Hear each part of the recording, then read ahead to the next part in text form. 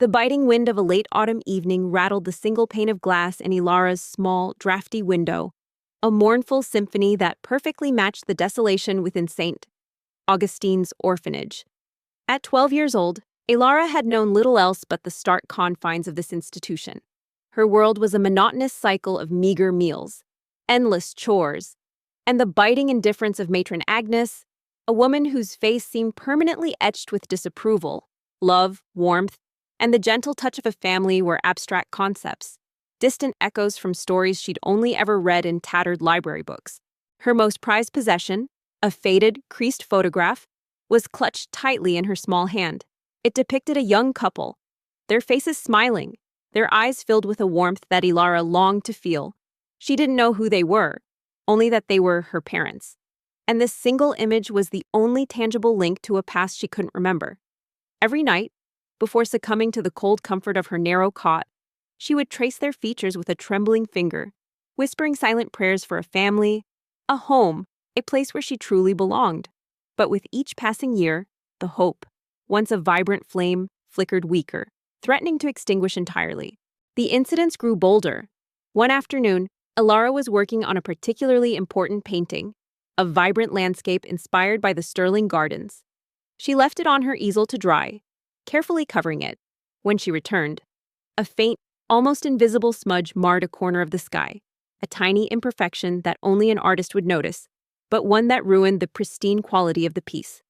Ilara felt a pang of frustration, then a chilling sense of unease. This was no accident. Someone was doing this deliberately. Life at St. Augustine's was a constant lesson in resilience. Ilara had learned to be quiet, to be invisible, to anticipate the matron's sharp words before they were uttered. She cleaned floors until her hands ached, scrubbed laundry until her fingers were raw, and served meals with a practiced efficiency that belied her tender age. The other orphans, hardened by their own misfortunes, rarely offered solace. It was a dog-eat-dog world within the orphanage walls, where meager resources fostered a quiet competition for survival. Ilara, with her quiet demeanor and watchful eyes, often found herself on the periphery, an observer rather than a participant in their small, desperate games. She started to notice Cassandra's presence more keenly. Cassandra would often appear coincidentally after an incident, offering feigned sympathy or subtly observing Ilara's reaction. Her eyes, usually sharp, would hold a fleeting glint of satisfaction that sent a shiver down Ilara's spine. The warmth she had felt from the Sterling family was still there, but it was now tinged with a growing awareness of a cold, unseen adversary. Her only escape was in the dusty pages of books she managed to borrow from the orphanage's sparse collection. Stories of faraway lands, of brave heroes and kind princesses, transported her beyond the peeling paint and stale air. She devoured tales of families reunited, of lost children finding their way home, and for a fleeting moment, she could imagine a different life for herself. But the harsh reality of the orphanage always pulled her back, a cold hand on her shoulder, reminding her of her place. The most unsettling incident involved Barnaby, the gentle golden retriever. Ilara had grown deeply fond of the old dog, finding comfort in his quiet companionship. One morning, Barnaby was found whimpering near the grand staircase, his paw caught awkwardly in a loose rug. Mrs. Jenkins, distressed, quickly helped him. Later, Ilara noticed a small, almost invisible tear in the rug, as if it had been deliberately snagged to create a tripping hazard. She also remembered seeing Cassandra walking near the staircase just moments before. The thought that someone would intentionally harm an innocent animal, or even Elias's beloved pet, filled her with a cold dread. Matron Agnes, a woman whose heart seemed to be made of granite, saw Ilara as just another mouth to feed, another body to put to work. There was no tenderness in her gaze, no encouraging word. Idle hands are the devil's playground. Ilara. She would often snap, her voice sharp as a whip, even when Ilara was already toiling. The matron's favoritism was reserved for the more outwardly compliant or those who showed a knack for pleasing visitors. Ilara, with her quiet intensity and a gaze that seemed to see too much, was simply a nuisance.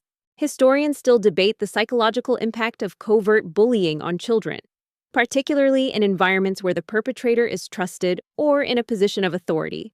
You ponder whether Ilara's past experiences with matron Agnes made her more attuned to subtle forms of cruelty, or if her newfound sense of security made the betrayal feel even more profound, the tension was building, a silent pressure cooker slowly approaching its boiling point. One particularly bleak afternoon, a limousine, long and impossibly sleek, pulled up the gravel driveway of the orphanage. It was an anomaly, a gleaming black shark in a pond of muddy, worn-out toys. The other children, usually boisterous, fell silent, their faces pressed against the grimy windows, whispering excitedly about the rare visitor.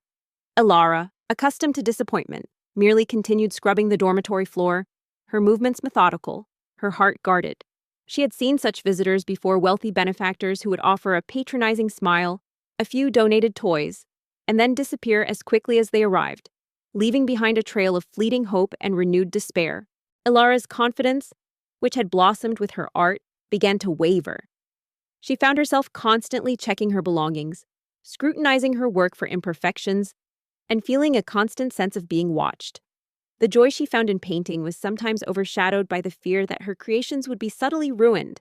She started to withdraw again, a familiar instinct to protect herself from unseen threats. A tall, impeccably dressed man emerged from the limousine, his silhouette imposing against the gray sky. He moved with an aura of quiet power, his presence commanding attention without uttering a single word.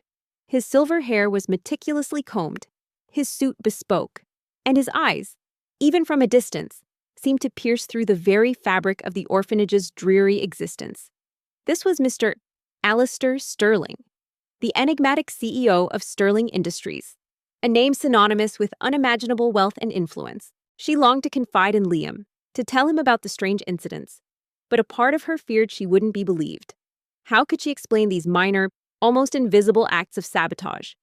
They sounded petty, perhaps even paranoid. She didn't want to seem ungrateful or create discord in her new, precious family, so she kept her fears to herself, a heavy burden on her young shoulders. He walked through the orphanage halls, his footsteps surprisingly soft, yet each one seemed to echo with authority. Matron Agnes, usually so formidable, was practically bowing, her voice saccharine sweet as she ushered him through the various rooms. Elara, still scrubbing, kept her head down, trying to remain invisible, a skill she had perfected over the years. She heard the snippets of conversation, the matron's fawning descriptions of the well-behaved children, the carefully curated presentation of the orphanage's meager facilities. Cassandra, meanwhile, reveled in her perceived success. She saw Elara's growing unease, her subtle withdrawal, as proof that her tactics were working. She believed she was slowly, systematically, undermining Elara's position, making her appear unstable and unsuited for the Sterling family. She was convinced that soon, Alistair would see Elara for the troublemaker she was, and her own path to inheritance would be clear. Then, the footsteps paused. A shadow fell over her. Elara froze, her heart hammering against her ribs. She slowly looked up, her eyes meeting a pair of piercing, intelligent gray eyes. Mr. Sterling. His gaze was intense, unblinking, seeming to peer directly into her soul. He didn't look at her with pity, or with the usual detached benevolence of wealthy visitors. He looked at her with an unsettling mixture of curiosity and something else. Recognition. The shadow that Cassandra cast over Elara's life was growing longer, darker, threatening to engulf the light she had so recently found. Elara knew, deep down, that she was facing an adversary, someone who wished her ill. But identifying that adversary and proving their malice felt like an impossible task. She was a princess in a gilded cage, but the bars were not of gold, but of subtle deceit and unseen manipulation. The stage was set for a quiet battle, one where the truth would have to fight its way through a web of lies. He knelt, surprisingly, his expensive suit creasing, bringing himself to her eye level. His voice, when he spoke, was deep and resonant, yet surprisingly gentle. "What is your name, child?" The subtle shadows cast by Cassandra's machinations had begun to weigh heavily on Elara. The joy she found in her art, while still a sanctuary, was now often tinged with a quiet anxiety, a constant vigilance against unseen threats. She longed to confide in Liam, to share the unsettling incidents, but a deep-seated fear of appearing ungrateful or paranoid kept her silent. She was a princess in a gilded cage, and the bars, though invisible, felt increasingly restrictive. "Elara, sir," she whispered, her voice barely audible, her throat tight with unaccustomed nervousness. One rainy afternoon, seeking refuge from both the gloomy weather and the pervasive unease, Elara wandered into the vast, seldom-used wing of the Sterling Library. This section was filled with older volumes, dusty and forgotten, far from the meticulously organized contemporary collections. The air was thick with the scent of aged paper and leather, a comforting aroma that spoke of countless stories waiting to be discovered. She ran her fingers along the spines, a quiet reverence for the knowledge contained within. "And how old are you, Elara?" She climbed a rolling ladder to reach a high shelf, drawn to a particularly ornate, leather-bound volume that seemed out of place among the more academic texts. It wasn't a book, she realized as she carefully pulled it down, but an old, forgotten photo album. Its cover was worn, its pages yellowed with age, hinting at a history long past. Curiosity, a powerful force that often overshadowed her caution, compelled her to open it. 12, sir." The album contained faded sepia photographs, snapshots of a bygone era. There were pictures of a young Alistair Sterling, strikingly handsome, alongside a woman of elegant beauty who bore a striking resemblance to Evelyn. There were images of children, laughing and playing in gardens that looked remarkably like the Sterling estate. Elara felt a strange sense of connection, a glimpse into the family's history before her. He didn't ask her about her chores, or her behavior, or if she was grateful for the orphanage's charity. Instead, his eyes seemed to linger on the faded photograph she still clutched, almost hidden in her hand. He didn't comment on it, but his gaze softened, a flicker of something akin to understanding passing through his usually unreadable expression. She turned the pages slowly, meticulously, her eyes scanning each image. And then, her breath hitched. Her fingers trembled, almost dropping the album. On one particular page, tucked away near the back, was a faded photograph, its edges softened by time. It depicted a young woman, her face radiant with a gentle smile, holding a baby in her arms. The woman had striking features, a delicate nose, a soft chin, and eyes that seemed to stare back at Elara with an uncanny familiarity. Matron Agnes, flustered by Mr. Sterling's unexpected attention to Elara, quickly interjected, "Elara is a quiet child. Mr. Sterling, very diligent with her chores, though perhaps a little withdrawn." Elara's heart pounded in her chest, a frantic drumbeat against the sudden, dizzying revelation. The woman in the photograph was undeniably, unmistakably, her mother. The same gentle smile, the same curve of the lips, the same warmth in the eyes as the faded photograph she still clutched in her satchel. But this photograph was different. This woman, her mother, was standing in a garden that looked exactly like a part of the Sterling estate, a section she had explored just yesterday. And the man standing beside her, his arm gently around her waist, was a younger version of Alistair Sterling. Mr.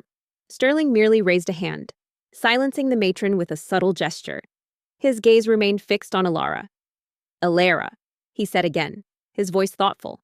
"Would you like to leave this place?" The implications crashed over her like a tidal wave.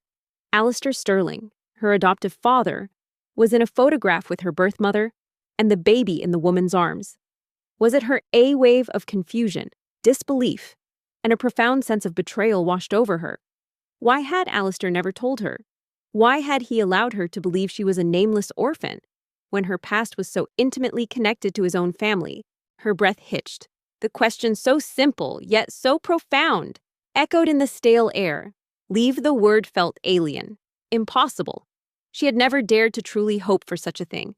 She flipped back through the album, searching for more clues. There were other photos of the same woman, sometimes with Alistair, sometimes with Evelyn, sometimes with a younger, almost identical version of Liam. The woman was clearly a part of the Sterling family. Not just a casual acquaintance, she was a sister, an aunt, a daughter, and she was Elara's mother. He stood, his imposing figure once again casting a shadow over her. He turned to Matron Agnes, his voice now firm, authoritative, leaving no room for argument. "I would like to adopt Elara. All necessary paperwork will be handled by my legal team. Prepare her belongings. She will be leaving with me today." A common historical fact about family secrets is their immense power to shape lives, often with unintended and devastating consequences. This photograph was not just a picture, it was a key, unlocking a Pandora's box of questions and hidden truths that threatened to shatter Alara's carefully constructed reality. The comfortable narrative of a benevolent adoption, of a chance encounter, suddenly felt like a carefully crafted facade. The matron's jaw dropped. The other children, who had been silently watching from the doorways, gasped. Alara felt as if the very air had been knocked from her lungs. Adopted by the richest man. It was a fantasy, a dream spun from the pages of her worn-out books, suddenly manifesting in the stark reality of St. Augustine's. Her heart, which had been a tightly guarded fortress for so long, felt a tremor, a fragile spark of hope igniting in its deepest chambers. Her desolate world, in a single bewildering moment, had been irrevocably upended. A less-known detail, which Alara noticed only after her initial shock began to subside, was a faint, almost imperceptible inscription on the back of the photograph. Eleanor and James, summer, 98. Eleanor. The same name as Alistair's late sister, whom she had heard mentioned in hushed tones by the staff. And James? Was that her father's name? The pieces were beginning to fall into place, forming a picture far more complex and heartbreaking than she could have ever imagined.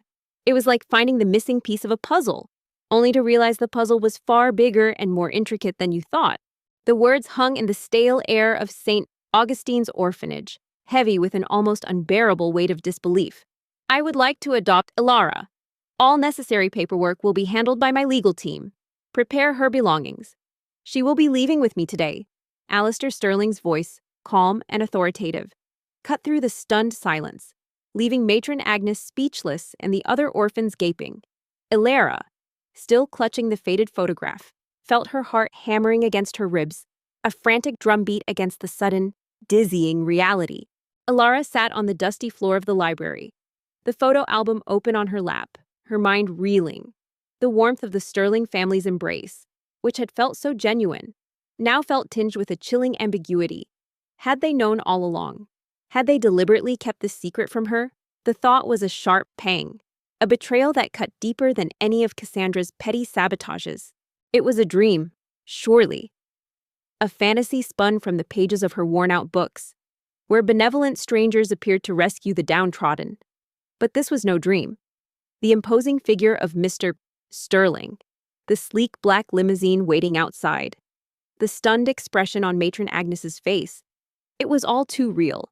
Her desolate world, in a single, bewildering moment, had been irrevocably upended. Her past, which she had longed to understand, was suddenly laid bare, but in a way that raised more questions than answers. She wasn't just an orphan. She was a child with a history, a lineage, a connection to the very family who had adopted her. And that connection, for some reason, had been deliberately concealed. Matron Agnes, recovering from her shock, quickly composed herself, her saccharine smile returning with practiced ease. Of course, Mr. Sterling, an absolute honor. Alara, child, did you hear Mr. Sterling wishes to adopt you? Go, quickly, gather your things, and be grateful. Her voice, though outwardly sweet, held an undertone of frantic excitement, a desperate eagerness to please the powerful man before her. Alara merely nodded, her mind reeling, her body moving on autopilot. The tension that had been building from Cassandra's subtle attacks now felt amplified, infused with a new, profound sense of urgency. Cassandra's resentment, her seemingly baseless hostility, suddenly made more sense. Did Cassandra know this secret? Was that why she viewed Alara as such a threat? The thought sent a shiver down Alara's spine. Her belongings were few: a worn dress, a spare pair of shoes, a single threadbare blanket, and the precious photograph. She gathered them in a small patched satchel, her hands trembling. The other orphans watched her, their faces a mixture of awe, envy, and a touch of sadness. Some offered hesitant smiles, others averted their gaze, unable to bear the stark contrast between her sudden fortune and their own unchanging reality. Alara felt a pang of guilt, a strange sense of survivor's remorse, but it was quickly overshadowed by the overwhelming tide of the unknown. Historians still debate the ethical implications of concealing a child's true parentage, even with the best intentions. You ponder whether Alistair and Evelyn had kept this secret to protect Alara from a painful past, or if there were other, darker reasons for their silence. The faded photograph was a silent testament to a long-buried truth, a truth that now demanded to be unearthed. As she walked back to the foyer, her satchel clutched tightly. She felt the weight of countless eyes on her. Mr. Sterling stood patiently, his gaze still holding that unsettling mixture of curiosity and something akin to recognition. He offered her a small, almost imperceptible nod, a gesture that felt more profound than any grand declaration. Alara clutched the photograph, her knuckles white. The image of her mother, young and vibrant, holding her as a baby, was both a comfort and a torment. She had found a piece of her identity, but it came wrapped in a shroud of secrecy and unanswered questions. The world of gold and glass, which had once seemed so perfect, now felt fragile, its gleaming surfaces reflecting a hidden truth. The moment she stepped out of the orphanage and into the crisp autumn air, a new world unfolded before her. The limousine door swung open silently, revealing an interior of plush leather and polished wood, a stark contrast to the grimy, worn-out world she had just left. The scent of expensive leather and a faint, clean aroma filled the air, replacing the stale, institutional smell of the orphanage.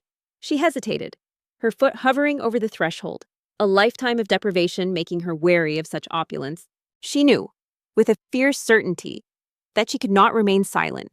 This secret, this profound connection to her past, had to be confronted. She had to understand why she had been orphaned, why her mother was linked to the Sterlings, and why this truth had been kept from her. The path ahead was uncertain, fraught with potential heartbreak and painful revelations. But Alara, the quiet orphan who had found her voice through art, was now ready to use it to demand the truth.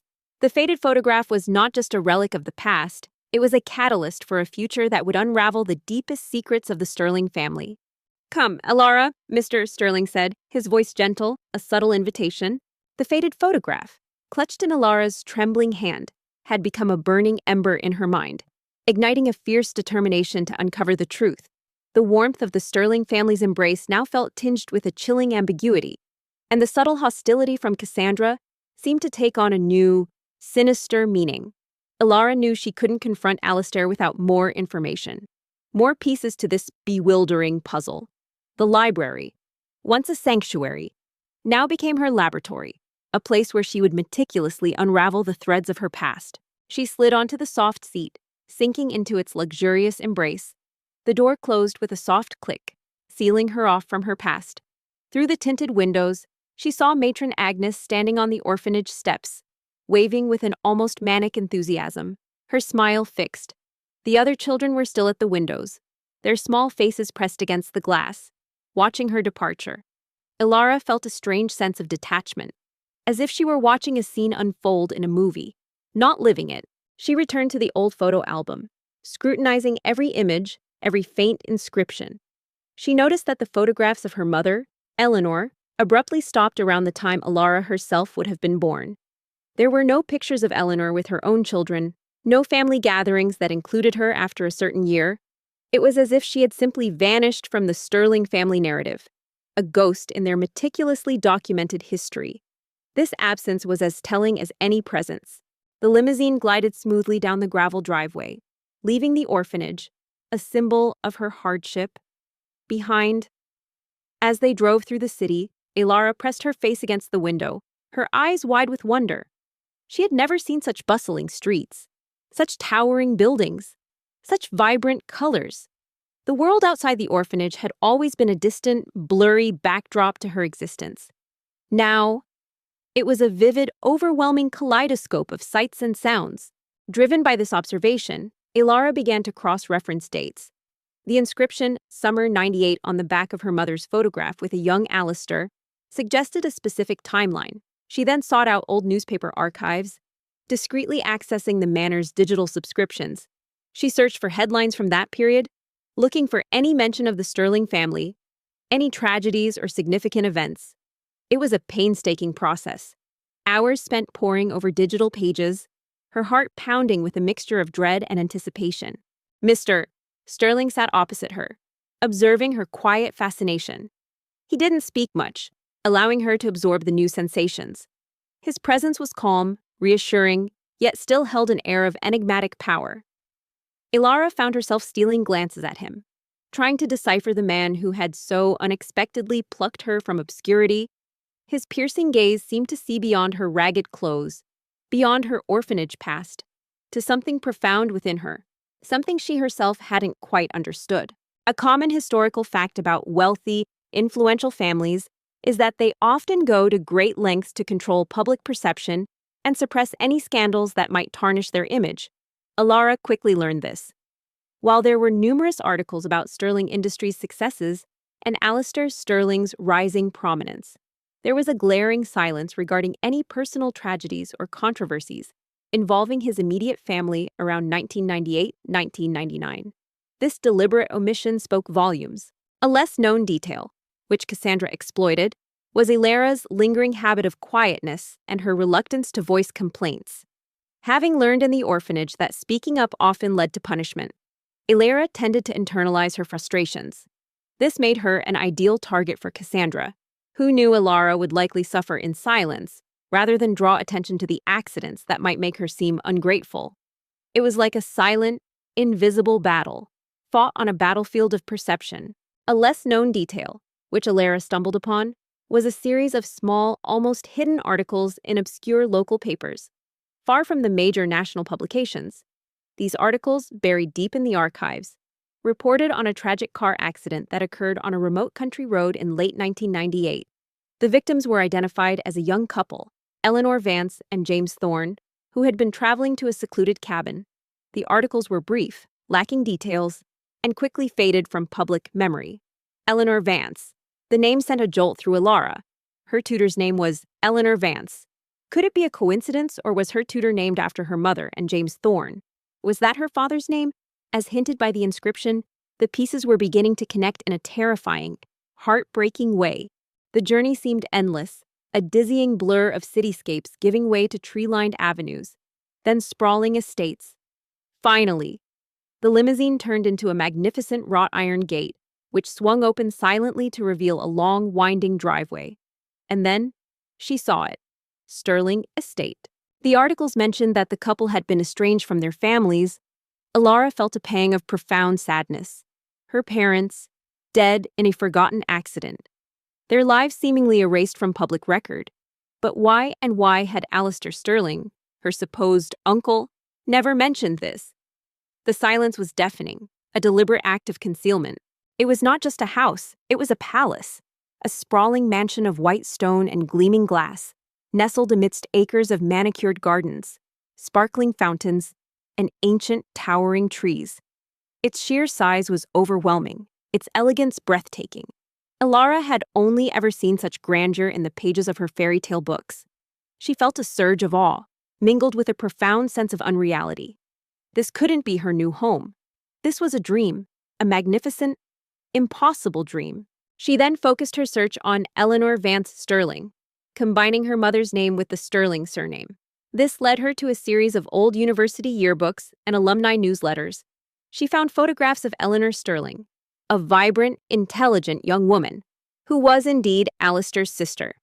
The resemblance to her own mother was undeniable. The newsletters mentioned Eleanor Sterling's passion for art, her free spirit, and her decision to pursue a life outside the corporate world, much to her family's disappointment. The limousine pulled up to the grand entrance, where a uniformed butler stood waiting, his expression one of polite welcome. As the door opened, Ilara stepped out, her small, worn shoes feeling utterly out of place on the polished marble steps. The air here was different, fragrant with the scent of blooming flowers and fresh-cut grass, a stark contrast to the stale air of the orphanage.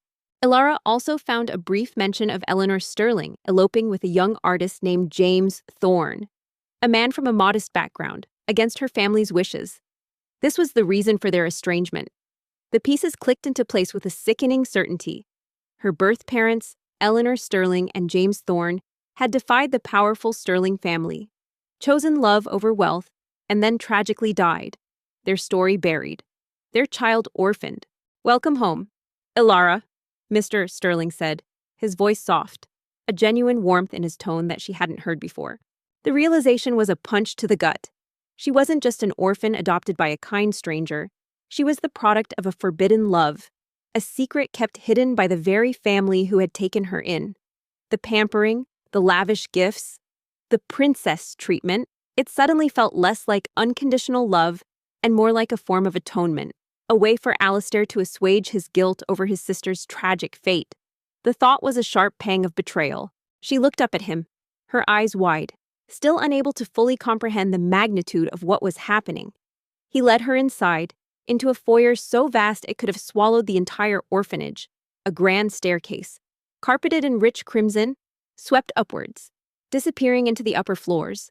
Sunlight streamed through massive windows, illuminating gleaming chandeliers and priceless works of art that adorned the walls. Her mind raced, piecing together the fragments. Alistair must have known all along. He had found her in the orphanage, recognized her, and adopted her. But why the secrecy? Why the elaborate charade of a random adoption? Was it to protect her from the painful truth, or was it to protect the Sterling family's image, to bury a scandal that threatened their carefully constructed facade of perfection? A flurry of staff members, impeccably dressed and moving with quiet efficiency, greeted Mr. Sterling. Ilara felt a surge of awkwardness, unsure where to look, how to act. She was a ragged sparrow suddenly dropped into a gilded cage, overwhelmed by the sheer opulence. The tension from Cassandra's subtle attacks now intensified, infused with a new, profound sense of urgency. Cassandra, as Alistair's niece, would have been aware of Eleanor Sterling's existence, perhaps even her elopement. Did she know the full truth? Was her hostility towards Ilara rooted in the fear that Ilara's very existence threatened to expose this long-buried family secret, potentially jeopardizing Cassandra's own claim to the Sterling legacy? The thought sent a shiver down Ilara's spine. Alistair Sterling, sensing her unease, placed a gentle hand on her shoulder. "This is your home now, Ilara, and you are family." Historians still debate the complex motivations behind family secrets, often involving a mix of protection, shame, and self-preservation. You ponder whether Alistair's silence was an act of love, a misguided attempt to shield Ilara from a painful past, or if it was a calculated decision to maintain the Sterling family's reputation, regardless of the emotional cost to Ilara. The truth, she realized, was rarely simple. He then led her to a room, not a cramped dormitory, but a spacious sun-filled chamber with a large, comfortable bed, a writing desk, and a window overlooking a vibrant garden. The walls were painted a soft, calming blue, and the furniture was elegant, inviting. On the bed lay a pile of clothes, soft and new, in colors she had only dreamed of. A small, plush toy sat on the pillow, a fluffy white rabbit. Ilara found herself looking at the Sterling estate, this gilded cage with new eyes. The opulence, which had once seemed so magical, now felt heavy, burdened by the weight of unspoken truths. The kindness of Alistair and Evelyn, while undoubtedly genuine, now felt complicated, tinged with the shadow of their secret. She loved them. Yes, but the betrayal of their silence cut deep. "This will be your room," Mr. Sterling said, his voice kind. "You can rest. A tutor will be here tomorrow morning to begin your studies, and a seamstress will be here this afternoon to fit you for new clothes." She clutched the faded photograph of her mother and father, Eleanor and James, their smiling faces a poignant reminder of the love that had defied societal expectations, and the tragedy that had claimed them. She was their daughter, their legacy, and she deserved to know the full truth of her origins. Ilara could only nod, her throat tight with emotion. She walked to the window, gazing out at the sprawling gardens, the vibrant colors, the endless expanse of green. It was a world she had only ever imagined, a life of comfort and beauty that felt utterly alien. She turned back to the room, to the soft bed, to the new clothes, and then to the small, fluffy rabbit. She picked it up, its softness a comforting weight in her hand. The path ahead was clear, though terrifying. She had to confront Alistair. She had to demand answers. The quiet orphan who had found her voice through art and her courage through adversity was now ready to use that voice to unravel the deepest secrets of the Sterling family, even if it meant shattering the perfect world she had come to inhabit. The faded photograph was not just a relic of the past. It was a catalyst for a future that would expose the truth and redefine her identity. She was no longer an orphan in the shadow of St. Augustine's. She was Ilara, adopted by the richest man, whisked away to a world of gold and glass, pampered like a princess. The reality was dizzying, bewildering, and terrifyingly wonderful. Her heart, which had been a tightly guarded fortress for so long, now felt a tremor, a fragile spark of hope igniting in its deepest chambers. Her desolate world had not just been upended, it had been reborn. The faded photograph, now a beacon of undeniable truth, burned in Ilara's hand. The hours spent in the library, meticulously piecing together the fragments of her past, had culminated in a singular, terrifying certainty. Alistair Sterling, the man who had adopted her, was her uncle, and he had deliberately concealed her true identity. The weight of this revelation pressed down on her, a profound sense of betrayal mingling with a desperate need for answers. The time for quiet investigation was over. The time for confrontation had arrived. The morning after her arrival at Sterling Estate dawned with a soft, golden light filtering through the sheer silk curtains of Ilara's new room. She awoke to a silence so profound, so utterly unlike the cacophony of the orphanage, that it took her a moment to realize where she was. The plush mattress beneath her felt like a cloud, the crisp, clean sheets a luxury she had only ever dreamed of. She stretched, her small limbs unaccustomed to such uninhibited comfort, and then her eyes fell upon the fluffy white rabbit toy still sitting on her pillow. It was a tangible piece of this new, bewildering reality. She found Alistair in his study, a room that had once felt imposing, but now seemed merely a stage for the drama about to unfold. He looked up from his desk, his expression calm, unsuspecting. "Ilara, is everything all right?" he asked. A touch of concern in his voice. A gentle knock at the door startled her. "Ilara, may I come in?" A soft, feminine voice inquired. Ilara's heart hammered against her ribs, a frantic drumbeat against the silence. She held out the faded photograph, her hand trembling slightly. "Who is this woman, Alistair?" she asked, her voice surprisingly steady, though laced with a tremor of emotion. "And why does she look exactly like my mother?" It was Mrs. Jenkins, the head housekeeper, a woman with kind eyes and a warm smile. She entered, carrying a tray laden with a breakfast Ilara could barely comprehend: fresh fruit, warm pastries, scrambled eggs, and a glass of freshly squeezed orange juice. "Good morning, dear. Mr. Sterling asked me to ensure you had everything you needed." Alistair's calm facade shattered. His eyes, usually so composed, widened in shock. He stared at the photograph, then at Ilara, a flicker of recognition, then profound sadness. Crossing his face, he opened his mouth, then closed it, searching for words that seemed to elude him. Ilara could only nod, her throat tight with a mixture of awe and awkwardness. She ate slowly, savoring each bite, the flavors a revelation after years of bland orphanage fare. As she finished, Mrs. Jenkins explained the day's schedule: a visit from a seamstress, followed by an introduction to her new tutor. "And this man," Ilara continued, her voice gaining strength, pointing to the younger Alistair in the photo, "is you in a garden that looks exactly like this estate. And this baby," her voice broke, a raw, painful question hanging in the air. "Is this me, Alistair? Am I your sister's child?" The seamstress, a kindly woman named Madame Dubois, arrived shortly after. Ilara had never owned clothes that truly fit, let alone garments made specifically for her.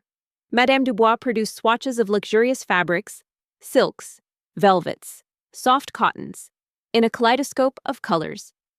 "What colors do you like, dear?" she asked, her voice gentle. Ilara, accustomed to drab grays and browns, could only point hesitantly to a soft sky blue and a warm rose pink. Madame Dubois smiled, taking her measurements with a practiced, delicate touch. Ilara felt like a doll, being dressed for a grand ball, yet there was no discomfort, only a strange, almost dizzying sense of being cared for.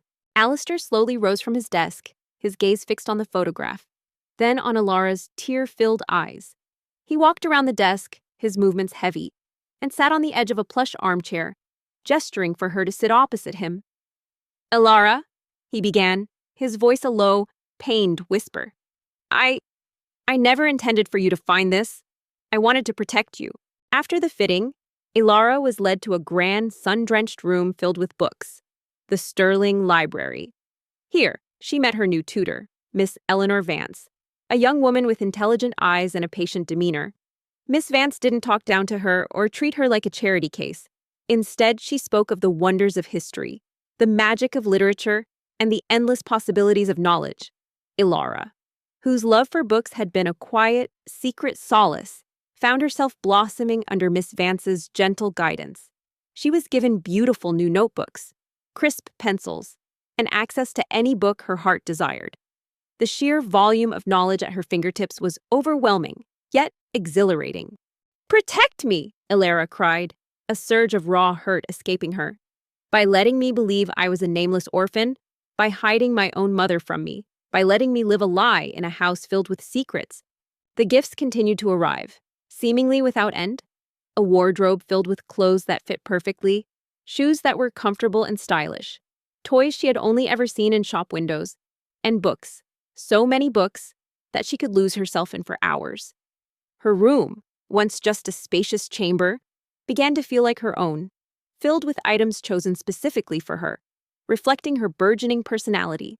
A common historical fact about family secrets is that they are rarely kept to genuinely protect the innocent, but often to protect the reputation or comfort of those who hold the secret. Ilara felt this truth acutely. A common historical fact about sudden wealth is the psychological adjustment required. For Ilara, this rapid transition from extreme deprivation to unimaginable luxury was disorienting. She often found herself hoarding small pieces of bread from meals, a habit ingrained from years of scarcity, only to realize there was always more. She would instinctively flinch when a door opened suddenly, expecting a reprimand, only to find a kind face offering a gentle smile. The ingrained habits of poverty were hard to shed, a constant and subtle reminder of the life she had left behind. Alistair sighed, a deep, weary sound. "Your mother, Eleanor, was my sister, my younger sister. She was spirited, free-willed. She fell in love with James Thorne, an artist, a wonderful man, but not from our world. Our parents, particularly our father, disapproved vehemently. They wanted her to marry into a family of equal standing. To secure the Sterling legacy." He paused, his gaze distant, lost in memory. "Eleanor defied them. She eloped with James. My parents disowned her, cut her off completely." A less-known detail, which became a quiet comfort for Ilara, was the presence of a small, elderly golden retriever named Barnaby, the Sterling family's beloved pet. Barnaby, with his wise, gentle eyes, seemed to sense Ilara's lingering unease. He would often pad silently into her room, resting his head on her lap as she read, offering a quiet, comforting presence. He never judged, never questioned, simply offered unconditional companionship, a warmth that helped ground her in this bewildering new world. It was like finding a silent, furry anchor in a sea of overwhelming change. Ilara listened, her heart aching with a newfound understanding of her parents' forbidden love. Mr. Alistair Sterling, her adoptive father, continued to be an enigma, yet his presence was a constant source of reassurance. He would often visit her in the evenings, not to interrogate her about her studies, but simply to talk. He spoke of his day, of the challenges of running Sterling Industries, and sometimes he would tell her stories about his own childhood, revealing a softer, more human side she hadn't expected. He never pressed her about her past, never forced her to speak of the orphanage, but his quiet understanding made her feel safe, truly safe, for the first time in her life. "I tried to stay in touch," Alistair continued, his voice heavy with regret. "Secretly, at first, but my father was ruthless. He threatened to disinherit me, to ruin James's burgeoning art career. I was young, foolish. I believed I could bring her back, convince her to reconcile. I failed her, Ilara." His voice cracked with genuine remorse. Mrs. Evelyn Sterling, Alistair's wife, was a woman of elegant grace and quiet warmth. She treated Ilara not as a stranger, but as a long-lost daughter. She would spend hours with Ilara, teaching her about etiquette, about the intricacies of high society, but always with a gentle touch, ensuring Ilara felt comfortable and never overwhelmed. She introduced Ilara to new foods, new experiences, and patiently answered her endless questions about this bewildering new world. Then, the accident, he said, his eyes filled with pain. They were traveling to a remote cabin, a terrible car crash. Both Eleanor and James, they were gone. Just like that. He snapped his fingers, a gesture of profound helplessness. Alara was pampered, indeed, like a princess. But it wasn't just the material wealth, it was the emotional abundance that truly overwhelmed her. The attentive staff, the endless opportunities for learning, the genuine kindness from Alistair and Evelyn. It was a deluge of affection she had never known. She found herself struggling to reconcile this new reality with her humble past. The stark contrast often leaving her feeling a strange mix of gratitude and disorientation. Alara felt a wave of profound sadness, a fresh grief for the parents she had never known. "And me?" she whispered, her voice trembling. "What about me?" Historians still debate the psychological impact of such a dramatic shift in circumstances on a child. You ponder whether the sudden immersion into luxury could be as disorienting as extreme poverty. Challenging a child's fundamental understanding of the world, Alara was learning to navigate a world where her every need was met, where desires were anticipated, and where kindness flowed freely. It was a beautiful, terrifying, and utterly transformative experience. "You were with them," Alistair said, his gaze meeting hers. "A baby, barely a few months old. Miraculously, you survived. My parents, consumed by grief and shame, refused to acknowledge your existence. They wanted to bury the scandal, to pretend Eleanor had never had a child with James Thorne. They arranged for you to be placed in an orphanage, anonymously. They believed it was for the best, to spare you the stigma, to protect the sterling name." She began to tentatively explore the vast estate, her initial awe slowly giving way to a burgeoning sense of belonging. She discovered hidden pathways in the gardens, secret nooks in the library, and quiet corners where she could simply be herself. The mansion, once a symbol of overwhelming opulence, slowly began to feel less like a museum and more like a home. Alara recoiled. The cruelty of the act a physical blow. Her grandparents had abandoned her. The bewildering sensation of being pampered like a princess was slowly, gently, transforming into a dawning realization that she was truly wanted, truly loved. It was a profound shift, a quiet revolution in her young heart. The faded photograph of her unknown parents still held a special place in her satchel, a link to her past. But now, she was building new memories, new bonds, new dreams in this world of gold and glass. Her journey had just begun, and the path ahead, though still uncertain, was now illuminated by the dazzling light of unexpected love. "I fought them," Alistair insisted, his voice rising with a desperate plea for understanding. "I tried to take you in, but they threatened to disinherit me, to sever all ties with Sterling Industries. I was young, still finding my footing in the company. I was afraid, Alara, afraid of losing everything my family had built, afraid of failing my parents." He looked at her, his eyes pleading. "It was a terrible choice, a monumental regret. I visited you, secretly, at the orphanage, for years. I watched you, I saw your resilience, your spirit, and when my parents passed away, and I finally had the power to do so, I came for you. I adopted you. Alara, I wanted to give you the life you deserved, the life Eleanor would have wanted for you. I wanted to atone for my failure." Alara's days at Sterling Estate continued to unfold like a meticulously crafted dream, each moment a stark contrast to the monochrome existence she had known. Yet amidst the lavish gifts and the gentle guidance of Mrs. Jenkins and Miss Vance, a quiet anticipation hummed beneath the surface. She had met Mr. Alistair Sterling and Mrs. Evelyn Sterling, her adoptive parents, but the vast mansion held other occupants, other members of this bewildering new family. The thought of meeting them, of navigating new personalities and expectations, filled her with a familiar blend of apprehension and a burgeoning hope for true belonging. Tears streamed down Alara's face, a complex mixture of grief, anger, and a dawning understanding. His confession was raw, painful, filled with genuine remorse. She saw the years of guilt etched on his face, the burden of a secret he had carried for so long. The introductions came subtly, woven into the fabric of her new routine. One afternoon, As Ilara was sketching quietly in the sun-drenched conservatory, a tall, athletic young man entered, his movements fluid and confident. He had a kind face, framed by dark, wavy hair, and eyes that held a surprising depth. This was Liam Sterling, the elder son, a university student home for a break. He paused, observing her, a faint smile playing on his lips. "But why the secrecy?" she asked, her voice still raw. "Why not tell me the truth from the beginning?" "Hello," he said, his voice warm and approachable, devoid of the stiff formality she often encountered in the manner. "You must be Ilara. I'm Liam. Welcome to the family." Ilara, startled but warmed by his directness, offered a shy smile.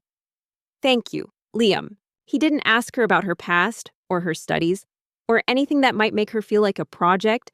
Instead, he simply asked, "What are you drawing?" His genuine curiosity was disarming. Ilara, hesitantly, showed him her sketch of the conservatory's intricate glass ceiling. He studied it, his brow furrowed in concentration, then nodded. "You have a good eye, Ilara. A very good eye." His words, simple yet sincere, sparked a quiet joy within her, a feeling of being truly seen, not just as a new addition, but as an individual with her own burgeoning talents. Ilara's head snapped up. "Cassandra!" A common historical fact about large, wealthy families is the complex dynamics that often exist within them. Each member has their own established role, their own expectations, and the introduction of an outsider, especially an adopted child, can disrupt this delicate balance.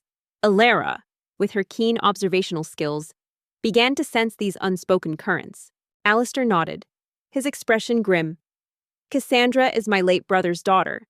My brother, Arthur, was fiercely loyal to our parents, and he resented Eleanor's rebellion. He and his wife were very much in favor of burying the past." Cassandra grew up hearing only the official version of Eleanor's story, that she had simply disappeared, a black sheep who had shamed the family. They were groomed to believe that the Sterling legacy was theirs, solely. If the truth of your existence, Eleanor's child, were to be revealed, it would jeopardize Cassandra's claim to inheritance and expose the family's darkest secret. A few days later, she met Ethan Sterling, the younger son, a boy just a few years older than herself, with a mischievous glint in his eyes and an irrepressible energy. He burst into the library where Ilara was studying, a whirlwind of youthful exuberance. "You're Ilara." "Right. The orphan from the orphanage," he blurted out, without a filter. A less-known detail, which Alistair now revealed, was that Cassandra's parents, Arthur and his wife, had actively worked to ensure Eleanor and James remained estranged from the family, even intercepting letters and phone calls. They had seen Eleanor's defiance as a threat to their own children's future within the Sterling Empire. And after the accident, they had been the most vocal proponents of abandoning Ilara, ensuring the secret remained buried. Cassandra, unknowingly, was simply continuing her parents' legacy of deceit. It was a chilling realization, connecting the past tragedy to her present struggles. Ilara flinched, the word orphan still carrying a sting. Miss Vance, her tutor, looked disapprovingly at Ethan. But before she could intervene, Ethan continued, "Cool dad said you're really smart. Want to play video games later? I can totally beat you." Cassandra knew, didn't she? Ilara whispered, the pieces of the puzzle clicking into place with a sickening certainty.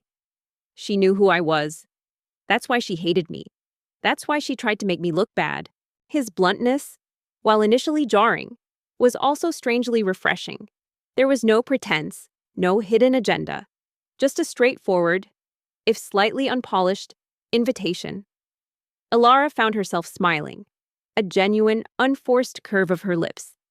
"Maybe," she replied, a hint of playful challenge in her voice. Ethan's immediate acceptance, his casual disregard for her background, was a balm to her still fragile heart. He treated her as an equal, a potential playmate, not a charity case. Alistair nodded, his face etched with pain. She suspected. She saw the resemblance, perhaps heard whispers from her parents. She saw you as a threat, Ilara, a living embodiment of the truth she wanted to keep buried. Her recent actions, the sabotages, they were attempts to drive you away, to discredit you before the truth could come out. A less-known detail about the Sterling family was their shared love for animals, a trait inherited from Mrs. Evelyn Sterling, beyond Barnaby, the golden retriever. The estate housed a small stable of horses, a sprawling aviary, and even a rescue sanctuary for injured wildlife.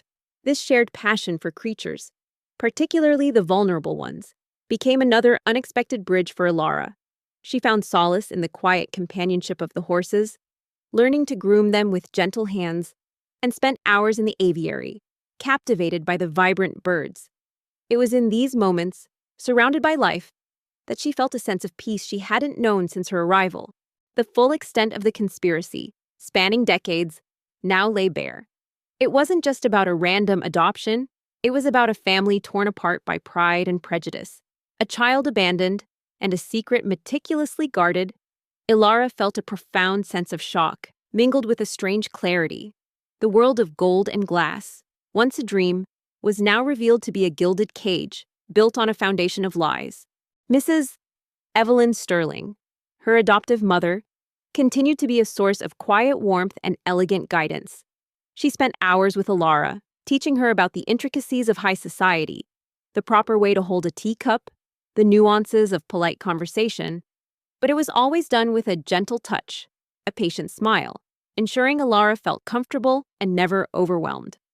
Evelyn treated Ilara not as a project, but as a cherished daughter, her eyes filled with a genuine affection that slowly began to heal the deep-seated loneliness in Ilara's heart. "I understand if you can never forgive me, Ilara," Alistair said, his voice raw with emotion. "But I swear to you, from this moment forward, there will be no more secrets. You are a Sterling, by blood and by love, and I will do everything in my power to make amends, to protect you, and to honor your mother's memory." Alistair Sterling, her adoptive father, remained a figure of quiet strength and unwavering support. He would often observe her interactions with Liam and Ethan, a subtle, almost imperceptible smile playing on his lips. He saw the way Liam's calm presence soothed her, and how Ethan's playful energy drew her out of her shell. He was building a family, not just by adoption, but by fostering genuine connection and allowing love to grow organically. Ilara looked at him, truly looked at him, seeing not just the powerful CEO, but the grieving brother, the repentant uncle, the man burdened by years of guilt. The anger was still there, but it was slowly giving way to a nascent understanding, a flicker of compassion for the man who had, however imperfectly, tried to save her. The truth was painful, but it was also liberating. She was no longer a nameless orphan. She was Eleanor Sterling's daughter, and she had a family, however complicated, who now finally acknowledged her. The reckoning was far from over, but the first, most crucial step towards healing had been taken. Historians still debate the profound impact of unconditional acceptance on a child who has experienced early trauma. You ponder whether the Sterlings' collective embrace, each in their own unique way, was slowly, gently, chipping away at the emotional walls Ilara had built around herself. It was a deluge of affection she had never known, a stark contrast to the scarcity of warmth in the orphanage. She was learning to trust, to open her heart, to believe that this newfound love was real and enduring. The fragile peace in Alistair's study, shattered by the weight of his confession, was but a prelude to the storm. Ilara, reeling from the revelations, knew that the truth, once unearthed, could not remain confined. The full extent of Cassandra's malice, and the chilling involvement of her parents, Arthur and his wife, in the decades-long cover-up and Eleanor's estrangement, demanded to be exposed. This was not just about Ilara's identity. It was about justice for her parents and the integrity of the Sterling family itself. The Sterling family's embrace was not a uniform one. Liam offered quiet understanding and intellectual camaraderie. Ethan provided playful companionship and unvarnished honesty. Alistair offered unwavering security and a calm, guiding presence. Evelyn provided gentle nurturing and a graceful introduction to a new world. Each member, in their own way, contributed to the tapestry of her new life, weaving threads of kindness, acceptance, and love. The confrontation was orchestrated with Alistair's characteristic precision, but this time fueled by a fierce determination to right past wrongs. He gathered the entire Sterling family, Evelyn, Liam, Ethan, and crucially, Cassandra and her parents. Arthur and his wife, in the grand drawing room. The atmosphere was thick with unspoken tension, a palpable unease that settled over the opulent space. Cassandra, sensing a shift, wore a facade of polite curiosity, while her parents, Arthur and his wife, appeared stiff, their eyes wary. Ilara, who had once clung to a faded photograph as her only link to family, now found herself surrounded by a living, breathing family, each member contributing to her burgeoning sense of belonging. She was no longer just an orphan. She was Ilara Sterling, a cherished daughter, a beloved sister, a valued member of a family that was slowly, patiently, teaching her the true meaning of home. The bewildering sensation of being pampered like a princess was transforming into the profound comfort of being truly loved. Her journey had just begun, and the path ahead, though still uncertain, was now illuminated by the dazzling light of unexpected love and the warm embrace of a family she never dared to dream of. Alistair began, his voice calm but firm, addressing the assembled family. "We are here today to discuss a matter of profound importance, a truth that has been buried for far too long, and which has caused immense pain." He looked directly at Ilara, offering a silent gesture of support.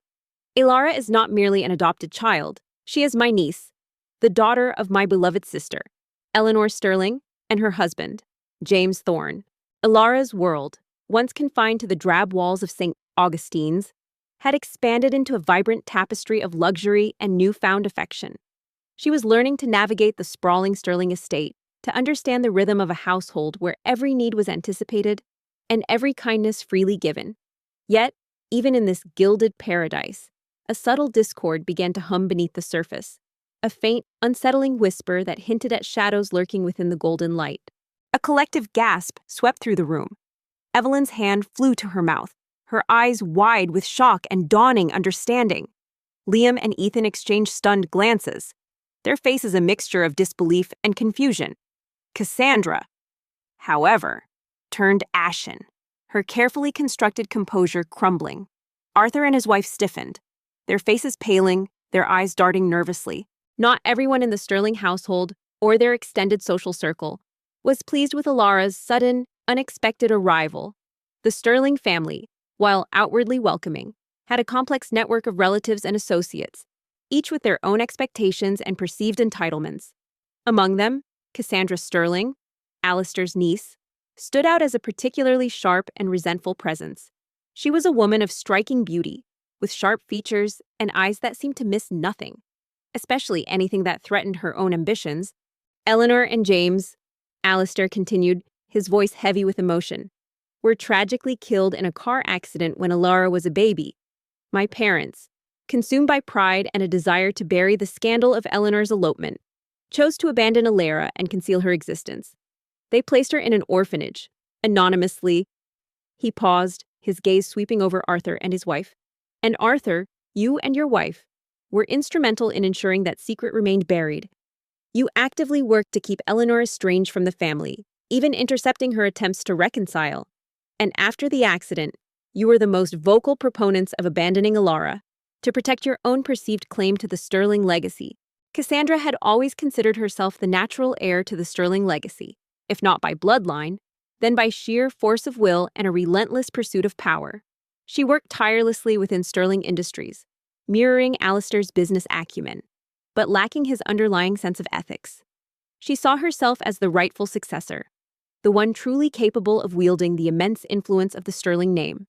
Ilara, a child plucked from an orphanage, was an unwelcome interloper, a bewildering anomaly who threatened to disrupt Cassandra's meticulously planned ascent.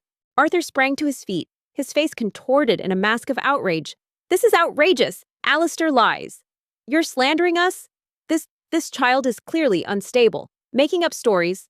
You observe Cassandra's reactions to Ilara's presence. Her smiles were too wide, her compliments too effusive, her questions about Ilara's past too pointed. She would often comment, with a saccharine sweetness, on how lucky Ilara was, subtly highlighting Ilara's humble origins in contrast to her new, lavish life. Imagine, from nothing to all of this, she might remark to a socialite at a family gathering, her voice dripping with false admiration. A true Cinderella story, wouldn't you say? The implication was clear. Ilara was an outsider, a charity case, not a true Sterling.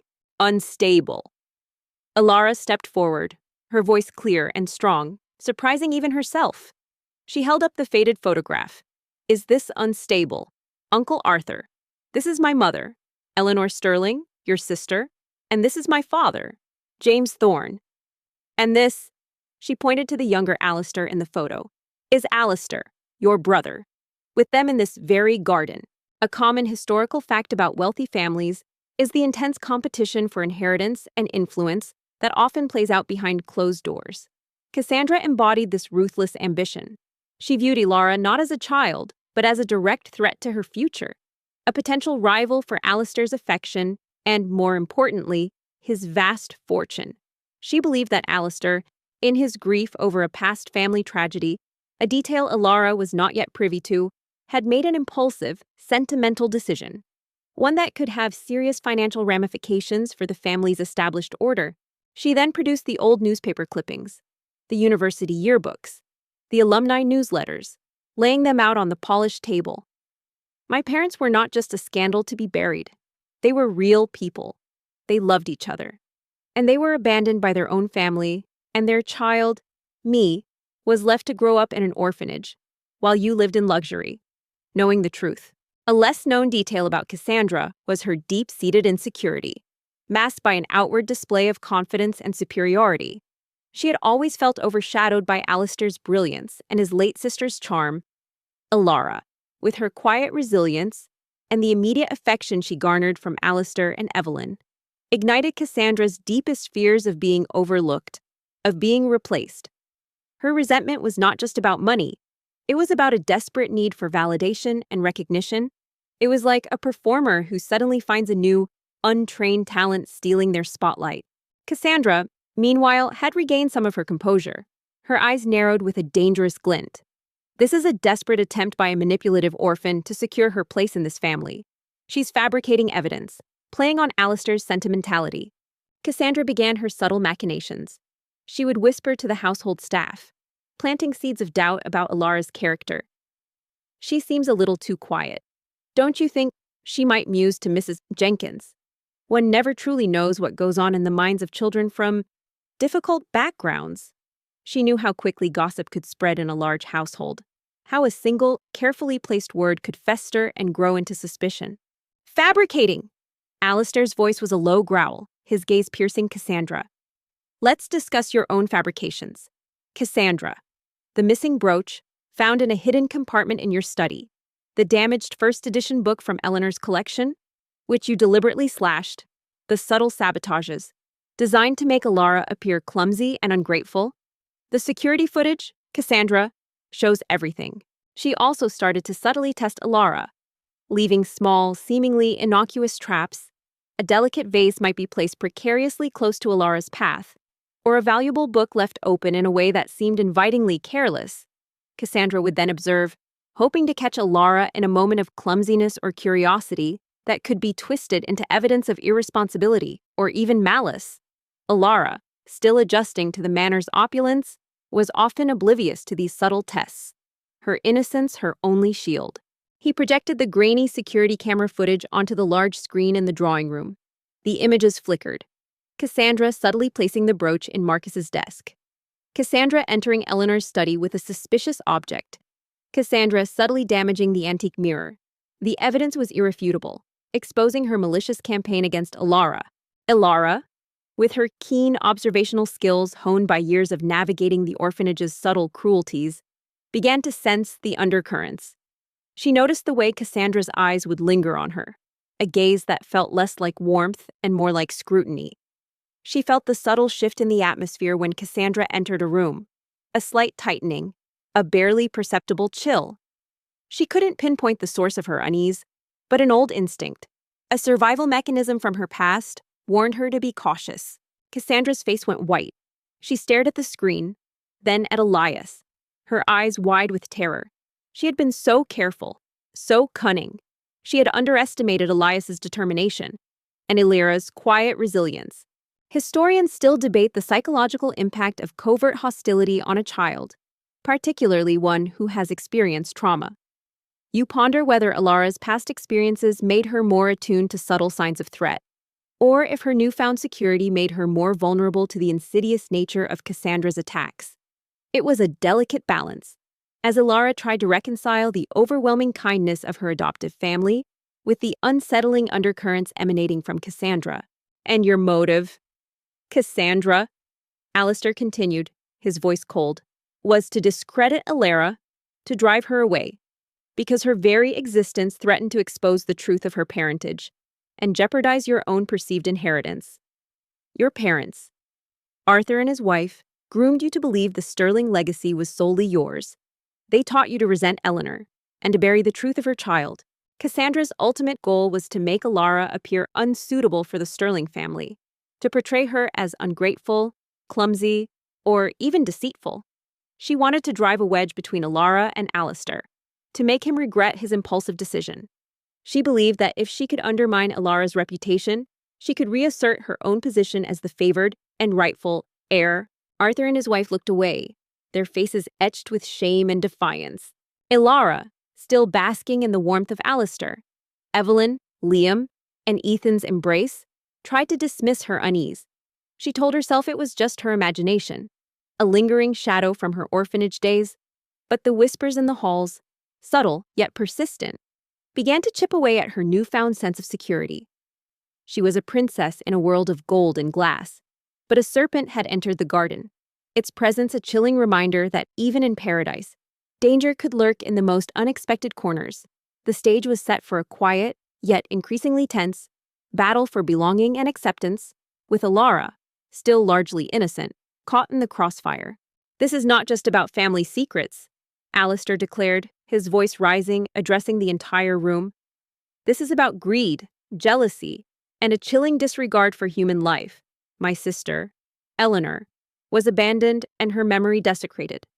Her child, Ilara, was left to suffer in an orphanage. And Cassandra, driven by the same malice as her parents, continued this cycle of deceit, attempting to harm an innocent girl. Despite the dazzling opulence of Sterling Estate and the overwhelming kindness of her new family, Ilara carried the invisible weight of her past. The emotional scars of the orphanage ran deep, manifesting not in outward defiance, but in quiet solitude and a lingering weariness. She would often retreat to her room or a secluded corner of the vast library, finding comfort in the silence and the familiar embrace of books. The pampering, while appreciated, sometimes felt overwhelming, a constant reminder of the scarcity she had known. Liam stepped forward, his face grim, his eyes filled with a profound sadness as he looked at his cousin. "Cassandra, how could you?" he whispered, his voice laced with disbelief. Ethan, usually boisterous, was silent, his young face pale with shock.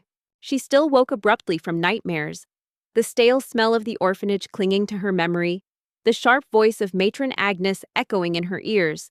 She would check under her bed, a habit ingrained from years of fearing unseen dangers. Even though her new room offered only plush carpets and soft shadows, the abundance of food sometimes made her anxious, a fear that it would suddenly disappear, a relic of hunger that refused to fully fade. These were the unseen scars, the quiet anxieties that lingered beneath the surface of her seemingly perfect new life. Cassandra, seeing her carefully constructed world crumbling around her, lunged at Ilara, a desperate, irrational act of fury. "You ruined everything," she shrieked, her voice shrill with hatred. A common historical fact about children who experience early trauma is that they often struggle with trust and forming attachments, even in loving environments. Ilara's guardedness was a survival mechanism, a shield she had built to protect herself from disappointment and abandonment. She loved Alistair and Evelyn, and she enjoyed Ethan's playful energy, but there was a part of her that remained hesitant, a quiet core that feared this dream might suddenly vanish, leaving her back in the shadow of the orphanage. But Liam, quick as a flash, stepped between them, shielding Ilara. Alistair, his face a mask of grim determination, moved swiftly. "Security!" he commanded, his voice echoing through the room. It was in these moments of quiet retreat that she found an unexpected solace, a profound understanding in Liam Sterling, the elder son. Liam, with his thoughtful demeanor and observant eyes, seemed to sense her unspoken struggles. He didn't bombard her with questions or try to force her into boisterous activities. Instead, he approached her with a quiet respect, a gentle patience that slowly, imperceptibly, began to chip away at her emotional walls. Two burly security guards, who had been discreetly waiting outside, entered the drawing room. "Cassandra Sterling," Alistair stated, his voice devoid of emotion, "you are no longer welcome in this house, or in any part of Sterling Industries. Your access has been revoked. You will be escorted off the premises immediately, and I will be pressing charges for theft, vandalism, and harassment." He would find her in the library, not to interrupt her reading, but to quietly join her, sometimes reading his own book, sometimes simply sitting in comfortable silence. He would offer her a cup of hot cocoa on a chilly afternoon, or a piece of fruit without comment, simply placing it beside her.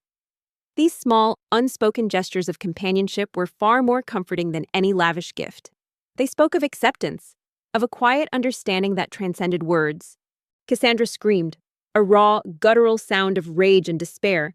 As the guards took her arms, Arthur and his wife rushed forward, protesting, but they were quickly silenced by Alistair's steely gaze. "As for you, Arthur," Alistair said, his voice cold, "and your wife, your involvement in this cover-up, and your role in Eleanor's estrangement and Ilara's abandonment will be fully investigated. Your positions within Sterling Industries are suspended indefinitely, and I will ensure the truth of your actions is known to everyone." "I was afraid," Alistair admitted, his gaze dropping. "Afraid of hurting you. Afraid you would resent me. Afraid of shattering the perfect world I had tried to create for you. And there was Cassandra." Arthur and his wife stood frozen, their faces a mixture of fear and defeat. Their carefully guarded secret, their decades of deceit, had finally been exposed. A less-known detail about Liam was his own subtle sensitivity and a quiet compassion inherited from his mother, Evelyn. While he excelled in his university studies and possessed a sharp intellect, he also had a deeply empathetic nature that allowed him to connect with others on a profound level.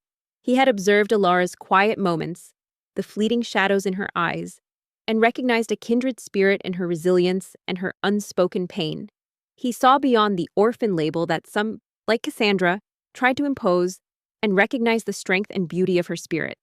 It was like two quiet rivers, flowing separately, but destined to meet and merge. The drawing room, moments ago a stage for betrayal, now held a heavy silence. Ilara, though trembling, felt a profound sense of vindication. The truth was out.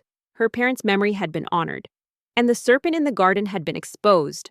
The confrontation was explosive, a painful but necessary cleansing.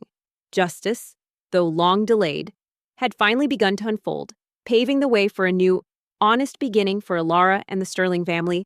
One afternoon, Ilara was sketching in her room, lost in the intricate details of a fantastical tree, its branches reaching towards a swirling sky. She hadn't heard Liam enter.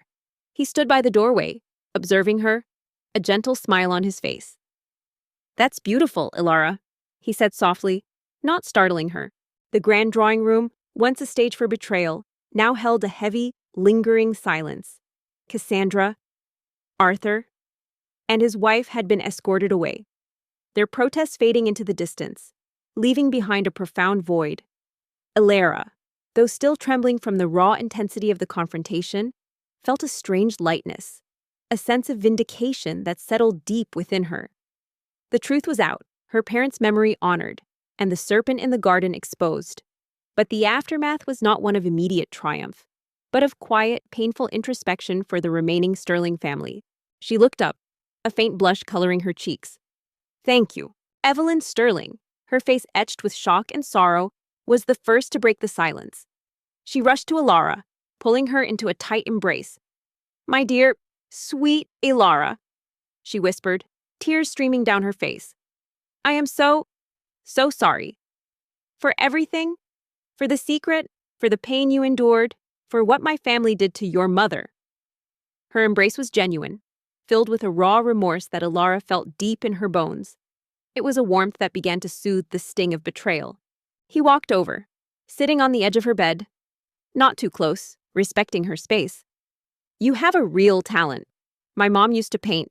She always said art was a way to speak without words, to show the world what's truly inside you." Liam and Ethan, still visibly shaken, approached Ilara, their eyes filled with a mixture of apology and compassion. Liam placed a gentle hand on her shoulder. "Ilara, "We had no idea," he said, his voice thick with emotion. "We are so sorry. You are our sister, and we should have known." Ethan, usually so boisterous, simply hugged her tightly, a silent gesture of solidarity.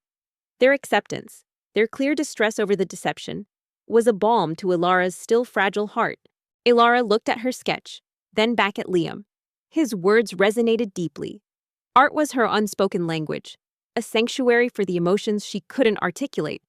"It helps," she whispered, to put things on paper."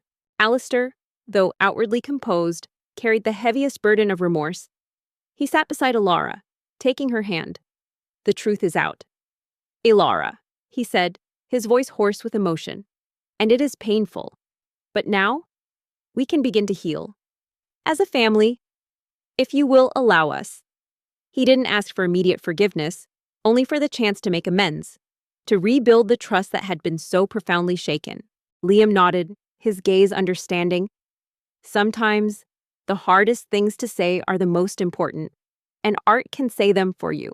He didn't press for details about her past, didn't pry into her pain. He simply offered a space for her to be, to express, to heal. His acceptance was unconditional, a balm to her still fragile heart. The days that followed were a period of quiet reckoning for the Sterling family. The initial shock gave way to difficult, yet necessary, conversations. Alistair, Evelyn, Liam, and Ethan openly discussed the past, the choices made, the regrets carried.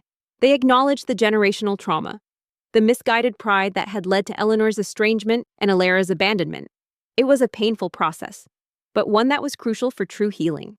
Historians still debate the profound impact of a single, empathetic connection on a child recovering from trauma. You ponder whether Liam's quiet understanding was a crucial element in Ilara's healing journey, providing a safe space for her to slowly, tentatively, lower her guard.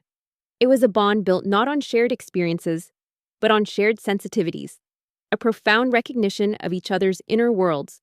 A common historical fact about families dealing with profound secrets and betrayals is that open communication, though difficult, is essential for reconciliation. The Sterlings, stripped of their facades, began to truly listen to each other, to express their grief, their guilt, and their unwavering love for Ilara. They understood that the perfect image they had presented to the world had come at a terrible cost, and they were determined to build a new foundation, one based on honesty and genuine connection. Liam also encouraged her to explore the estate's vast library, often leaving books he thought she might enjoy on her desk. They weren't just academic texts, they were novels, poetry collections, and art history books. He introduced her to classical music, playing soft melodies on the grand piano in the living room, inviting her to listen, to feel the emotions in the notes. He opened up new avenues of expression and understanding, gently guiding her towards a fuller, richer life. A less-known detail, which became a quiet ritual for the family, was their visits to Eleanor Sterling's old art studio within the manor. Alistair had kept it preserved, a silent shrine to his sister's memory. Now, they would gather there, looking at Eleanor's unfinished canvases, her sketches, her favorite books. Alistair would share stories of Eleanor's vibrant spirit, her dreams, her defiance. Ilara, surrounded by her mother's art and the love of her family, felt a profound connection to the woman she had never known, a sense of belonging that transcended time. It was like finding a missing piece of her own soul, reflected in her mother's artistic legacy. Ilara, in turn, found herself slowly, tentatively, trusting Liam.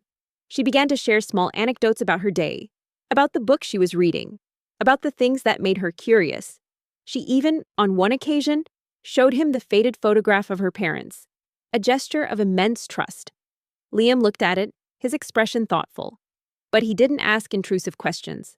He simply acknowledged her past, and gently, silently, offered her a present filled with acceptance. Ilara, though still grappling with the weight of her past, found solace in the genuine remorse and unwavering love of Alistair, Evelyn, Liam, and Ethan. She saw their pain, their regret, and their earnest efforts to make things right. She understood that their decision to keep her identity a secret, while misguided, had been born from a complex mix of fear, societal pressure, and a desire to protect her from a painful truth. however flawed that protection had been. Their bond grew stronger with each passing day, a quiet, unspoken understanding that transcended words. Liam became her confidant, her safe harbor in the bewildering world of the Sterling estate. He was the one who saw beyond the pampered princess, beyond the adopted orphan, to the resilient, artistic, and deeply feeling girl she truly was. He was helping her to heal, not by erasing her scars, but by showing her that they didn't define her, and that she was worthy of love, acceptance, and a future filled with warmth. The unseen scars were still there, but now, they were being gently embraced by unspoken bonds of compassion and understanding. She spent hours talking with Alistair, delving deeper into her mother's life, her relationship with James Thorne, and the circumstances of their tragic accident. Alistair answered every question with honesty, no longer holding back, his vulnerability a testament to his sincere desire for atonement. He shared stories of Eleanor's rebellious spirit, her unwavering love for James, and her fierce independence. Elara felt a profound connection to her birth parents, a sense of pride in their courage and their love. Elara's world, once a landscape of muted colors and hushed tones, was slowly, beautifully, gaining vibrancy. The quiet bond with Liam had provided a safe haven, allowing her to tentatively shed some of the emotional armor she had worn for so long.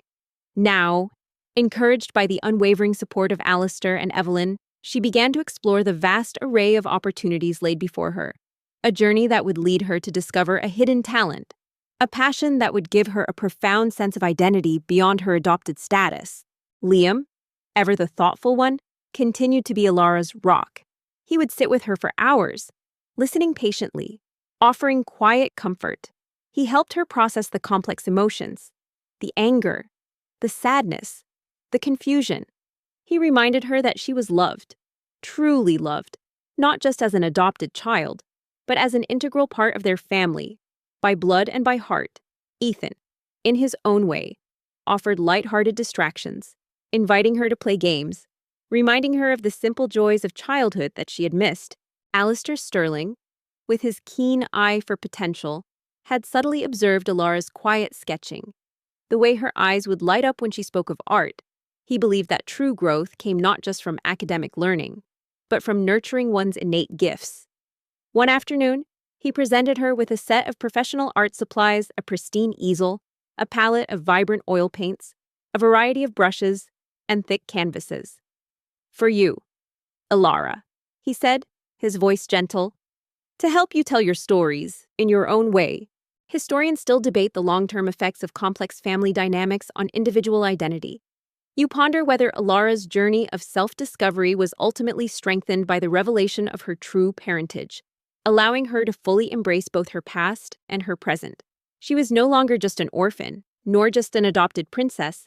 She was Elara Sterling, the daughter of Eleanor and James, a woman with a rich, complex history and a future filled with love. Elara's breath hitched. She had only ever worked with pencils and charcoal, her artistic endeavors limited by the scarcity of materials. To have such tools, such freedom, was overwhelming. She thanked him, her voice thick with emotion, and retreated to the sun-drenched art studio that had once belonged to Alistair's late sister, a room filled with light and the faint scent of turpentine. The Sterling family, once fractured by secrets and resentment, slowly began to rebuild. They learned to communicate openly, to forgive, and to embrace the messy, imperfect reality of their shared history. The betrayal, though painful, had ultimately forced them to confront their shadows, leading to a deeper, more authentic connection. Here, surrounded by canvases and colors, Elara found her sanctuary. She painted with an intensity she hadn't known she possessed. The strokes were hesitant at first, tentative explorations of color and form, but soon they gained confidence, becoming bolder, more expressive. She painted landscapes that mirrored the vastness of her new world, portraits that captured the quiet kindness in Evelyn's eyes, and abstract pieces that conveyed the swirling emotions of her past. Art became her voice, a powerful medium through which she could express the unseen scars and the burgeoning joys within her. Elara, now fully embracing her identity as a Sterling, found her voice growing stronger, her purpose clearer. She was not just a recipient of their kindness, She was an active participant in their healing, a catalyst for their transformation. The wounds were still there, but they were no longer festering. They were slowly, tenderly, beginning to mend, paving the way for a new chapter of trust, love, and genuine belonging within the Sterling family. The process was arduous, but the foundation they were building was stronger than any gold or glass. A common historical fact about creative pursuits, especially in children, is their role in emotional processing and self-expression. For Alara, painting was more than just a hobby. It was therapy. It allowed her to externalize the complex emotions she struggled to articulate: the lingering sadness of the orphanage, the bewildering joy of her new family, the quiet anxieties that still surfaced. Each brushstroke was a release. Each finished canvas a step towards understanding herself. Years had woven their tapestry since the dramatic unveiling of the Sterling family's deepest secret, the grand drawing room, once a stage for betrayal and painful truths, now resonated with the joyous laughter of children and the warm hum of a family truly at peace. Alara, no longer the timid orphan, nor merely the adopted princess, had blossomed into a compassionate and influential woman, her spirit radiant, her purpose clear. A less-known detail about Ilara's artistic journey was her particular fascination with light and shadow. Having spent years in the dim, often gloomy confines of the orphanage, she was captivated by the way light played on surfaces, creating depth and mood. Her paintings often featured dramatic contrasts between brilliant light and profound shadow, a subconscious reflection of her own journey from darkness into the light. She would spend hours studying the way sunlight streamed through the conservatory windows, or how the moonlight cast long, ethereal shadows across the garden, meticulously capturing these nuances on canvas. It was like she was painting her own personal transformation, one brushstroke at a time. Her journey from the orphanage's shadow to the heart of the Sterling family had been long and arduous, but it had culminated in a profound sense of belonging. She had embraced her identity as Alara Sterling, the daughter of Eleanor and James, carrying their legacy with pride and grace. The wounds of the past, though never fully forgotten, had healed into scars that served as reminders of her resilience and the enduring power of love. Alistair and Evelyn, along with Liam and Ethan, would often visit her in the studio, offering quiet encouragement and genuine admiration. They didn't critique her work or impose their own artistic opinions. Instead, they simply appreciated her talent, her dedication, and the raw emotion that poured from her canvases. Their acceptance of her art was an extension of their acceptance of her, a validation of her unique voice. Alistair Sterling, her adoptive father, now carried a lighter burden, his face softened by years of atonement and genuine connection. He had retired from the daily grind of Sterling Industries, entrusting its leadership to Liam, who, with his thoughtful demeanor, guided the company with both integrity and innovation. Alistair dedicated his time to the Eleanor Thorne Foundation, the philanthropic endeavor he had established in his sister's name, now a beacon of hope for countless vulnerable children. Liam, in particular, continued to be her closest confidant. He would sit with her for hours, watching her paint, sometimes offering a thoughtful comment, sometimes just a quiet presence. He understood that art was a deeply personal journey, and his non-judgmental support allowed Alara to experiment, to fail, and to ultimately grow as an artist. He would often bring her books on famous painters, discussing their techniques and their lives, further fueling her passion. Alara, with her unique perspective and profound empathy, had become the driving force behind the Foundation's most impactful initiatives. She championed causes for orphaned and disadvantaged children, establishing educational programs, art therapy workshops, and safe havens that mirrored the warmth and opportunities she had found at Sterling Estate. She remembered the gnawing hunger, the cold indifference, the longing for a family, and she poured her heart into ensuring other children would not endure the same. Historians still debate the profound impact of finding a creative outlet on a child's development, especially after experiencing trauma.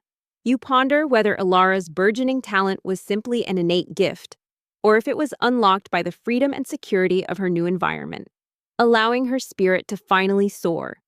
It was a beautiful synergy, where the love of her adoptive family provided the fertile ground for her artistic soul to blossom. A common historical fact about individuals who overcome adversity is their profound ability to turn their pain into purpose. Ilara embodied this, transforming her past suffering into a powerful force for good. She wasn't just funding projects, she was personally involved, her quiet strength and genuine compassion touching every life the foundation reached. She often visited the children in the safe havens, sharing her own story, inspiring them with her journey from the orphanage's shadow to a life filled with love and purpose. Ilara's newfound passion gave her a sense of purpose, a grounding force in a world that still, at times, felt overwhelmingly grand. She was no longer just the adopted orphan. She was an artist, a creator, a unique individual with a voice that was slowly, confidently, finding its expression on canvas. This sense of identity was powerful, allowing her to stand a little taller, to speak a little more freely, to embrace her place within the Sterling family with a newfound confidence. A less-known detail, which became a beloved tradition, was Ilara's annual art exhibition, held at the Sterling estate. It showcased not only her own mature and expressive paintings, but also the works of young artists from the Foundation's scholarship program. These exhibitions were vibrant celebrations of creativity, a testament to the power of art to heal and transform. Ilara's own art, now bolder and more confident, often depicted themes of resilience, hope, and the intricate beauty of human connection, reflecting her own profound journey. It was like watching a seed, once hidden in the dark earth, finally bloom into a magnificent, vibrant flower. Her paintings began to fill the studio, vibrant testaments to her journey. Some were bright and hopeful, depicting the beauty of the Sterling estate, the warmth of her new family. Others were darker, more introspective, hinting at the shadows of her past, the lingering echoes of the orphanage. But all of them were undeniably hers, infused with her unique perspective and her burgeoning spirit. Liam, now CEO of Sterling Industries, remained Ilara's steadfast confidant and partner in her philanthropic endeavors. Their bond had deepened into a profound, unwavering love, built on shared values and mutual respect. They were a formidable team, their combined strengths creating a powerful force for positive change in the world. Ethan, now a successful architect, often designed the new facilities for the foundation, his creative vision bringing beauty and functionality to the safe havens. This newfound creative outlet became her sanctuary, a place where she could process her emotions, explore her identity, and simply be. It was a profound gift, one that transcended any material luxury. It was the gift of self-discovery, of finding her own unique spark in a world that had once seemed determined to dim her light. Evelyn Sterling, her adoptive mother, watched Ilara with immense pride, her eyes filled with a love that had only deepened over the years. She saw not just the adopted child she had welcomed into her home, but the remarkable woman Ilara had become, a true Sterling in spirit, embodying the very best of their family's values. As she continued to paint, Ilara realized that her art was not just a reflection of her inner world, it was also a bridge to understanding the world around her. It allowed her to see beauty in unexpected places, to find meaning in the mundane, and to connect with others on a deeper, more emotional level. She was not just being pampered like a princess, she was being nurtured, encouraged, and empowered to become the person she was truly meant to be. Her journey of self-discovery had truly begun. Illuminated by the vibrant colors of her own blossoming identity, Cassandra and her parents, Arthur and his wife, faced the full consequences of their actions. Stripped of their wealth and influence, their lives were a stark contrast to the vibrant new beginnings at Sterling Estate. Justice, though slow, had been absolute, and their attempts to destroy Ilara had ultimately paved the way for her triumph. Ilara's world, once vibrant with the colors of her art and the warmth of her new family, began to acquire a subtle, unsettling tint. The whispers she had sensed earlier, emanating from Cassandra Sterling, now solidified into tangible incidents, minor yet persistent, designed to chip away at her newfound confidence and the deep trust she was building with the Sterling family. The shadow that Cassandra cast was lengthening, and Ilara, still innocent in the ways of malice, felt a growing unease, a familiar chill from a past she thought she had left behind. The story concluded on a crisp Christmas Eve, years after Ilara's adoption. Thorn Manor was alight with warmth, its halls filled with the joyous sounds of a large, loving family. Ilara, radiant in a simple, elegant gown, stood by the grand Christmas tree, her hand in Liam's. Her grandmother, frail but content, watched from a comfortable armchair, her eyes twinkling. Lily's siblings, now grown and thriving, laughed and chatted, their futures bright. Cassandra, with her sharp intellect and even sharper ambition, had meticulously observed Alara's integration into the family. She saw the genuine affection Alistair and Evelyn showered upon her, the quiet camaraderie between Alara and Liam, and even Ethan's boisterous acceptance. This deepening bond was anathema to Cassandra's plans, a direct threat to her perceived inheritance and her position within the Sterling Empire. She knew direct confrontation would only solidify Alara's place, so she opted for a more insidious approach, a campaign of subtle sabotage designed to make Alara appear clumsy, ungrateful, or even untrustworthy. Alara looked around, her heart overflowing. She saw Alistair and Evelyn, their faces serene, their love for her undeniable. She saw Liam, his gaze filled with adoration. She saw the children from the Foundation, who had been invited to share in the celebration, their eyes wide with wonder, their faces alight with hope. This was her family. This was her home. Her tactics began in Alara's personal space. One morning, Alara found her favorite new dress, a soft blue silk with a small, almost imperceptible tear near the hem. She dismissed it as an accident, perhaps catching it on something. A few days later, a new set of art brushes, pristine and perfectly arranged, were found with their bristles subtly bent, rendering them useless for delicate work. Alara's brow furrowed in confusion. She was meticulous with her supplies. These incidents, though minor, began to accumulate, a series of small, inexplicable misfortunes. The journey from the orphanage's shadow to this moment had been a testament to resilience, the power of kindness, and the profound meaning of belonging. She was no longer just a pampered princess. She was a queen, crowned not by birthright or wealth, but by love, compassion, and the unwavering strength of her spirit. Her story was a beacon, a reminder that even from the darkest beginnings, a life of purpose, love, and profound happiness can blossom, proving that the true meaning of family extends far beyond bloodlines, reaching into the very heart of human connection. Cassandra also escalated her rumor-mongering among the staff, particularly targeting Mrs. Jenkins, the head housekeeper, who held a quiet respect for Alara. "It's a shame, isn't it?" Cassandra would sigh, feigning sympathy. "How some children, even with the best intentions, can be so destructive. All these new things, and already so many little accidents. One hopes she appreciates what she's been given." Her words were carefully chosen, designed to sow seeds of doubt without direct accusation. Thanks for watching. If you enjoyed this story and want to see more tales of unexpected twists, profound transformations, and the triumph of kindness, don't forget to hit that subscribe button. Stay with us for the next one. And while you're here, check out our other videos.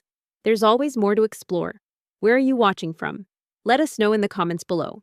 A common historical fact about psychological manipulation is that it often relies on gaslighting, making the victim question their own perception and sanity. Cassandra's tactics were a masterclass in this.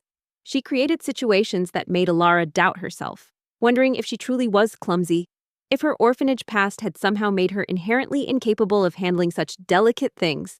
This self-doubt was a far more potent weapon than any direct accusation.